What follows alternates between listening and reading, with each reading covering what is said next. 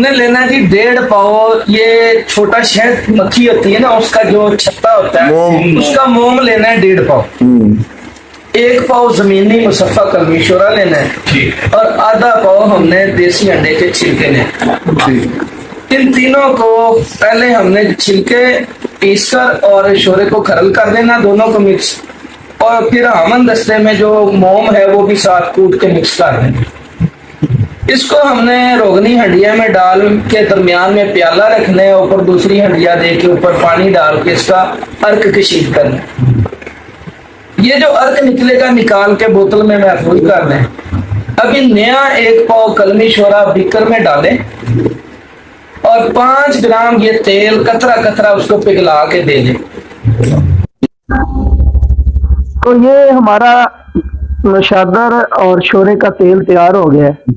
अगर इसमें शिंगरफ 3 घंटे पकाएं रेत के अंतर, तो पहले घंटे में शिंगरफ हल हो जाएगा। चौथा घंटा जब शुरू होगा तो शिंगरफ नीचे बैठना शुरू हो जाएगा। जब नीचे बैठ जाए ठंडा करके तेल उतार के शीशी में डालने, और शिंगरफ को जब उठाएंगे तो इसकी कारें खींचेंगी। चिंगम के मानंद मोम होगा शिंगरफ, जो कि काया कल्प होगा, बूढ़े को जवान और जवान को नौजवान करेगा। इसी शोरे नशादर के तेल में रस कपूर पका लें 3 घंटा तो मोम होगा। अगर 1 तोला सोना गलाकर 1 ग्राम डालेंगे सोने को तेल करेगा, तेल कर देगा। अगर वो सोने का तेल कच्चा शिंगरफ अदरक सिया के पत्ते पे रखें, अंगारों पे रखें और 1 कतरा सोने का तेल डालें तो शिंगरफ उधर ही मोम होगा, जो वो भी काया गलत ही होगा। ये तो शोरे और नशादर के तेल के फेल हैं।